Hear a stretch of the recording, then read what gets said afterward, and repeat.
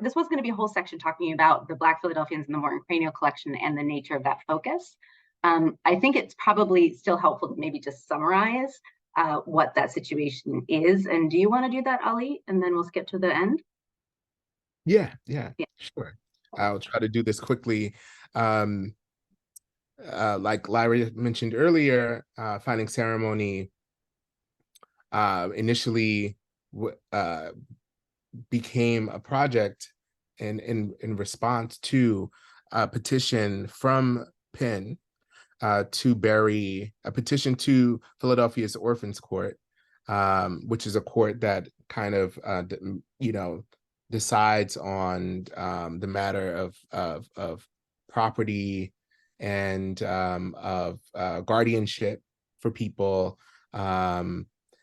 That petition was to Orphans Court in Philadelphia by Penn Museum, the University of Penn, and the summer, and they had to put a notice in the newspaper, but it was very buried in the newspaper, that notice.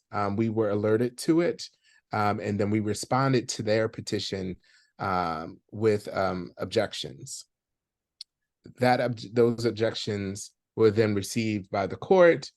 There were, conferences that we had with Penn's legal team, and then there was a hearing that happened in February of last year. And then sometime after that hearing, during that hearing, the judge agreed with Penn that we had, quote unquote, no standing. So we weren't even able to present the witnesses that we had and the information that we had. After that hearing, the judge decreed that Penn was to bury the remains within a year from that date of that decree in February of 2024. And this article talks about that. This was a front page article in the Philadelphia Inquirer about the petition and objections from myself and Lyra, and the movement to halt Penn from burying the remains of Black Philadelphians in the Morton Cranial Collection. Yeah. Thank you. And so since then, a lot of the work that I've been focused on coordinating has been focusing on trying to actually identify those individuals. The Penn's initial petition to the court definitely said, it's impossible. We can't know who they are, right?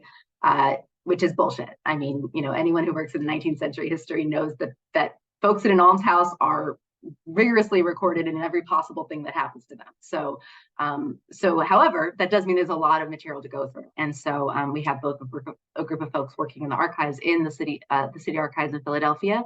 And also we have folks working on the genealogical side of things, taking the names that we find and then working on tracing and identifying descendants. That task currently feels very urgent because of this deadline that the court imposed, that the remains have to be buried by mid-February. We hope that in identifying descendants that a number of things could happen, but at the very least that people will know it's happening to their ancestors, right, before it has happened rather than after the fact.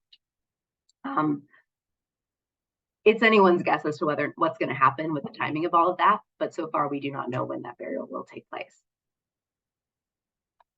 And of course, that's also the work that's also the reason why the first descendant community that we have convened or made space for is the Black Philadelphian descendant community, is because of this deadline, even though there are so many other populations that are also affected by the Morton collection.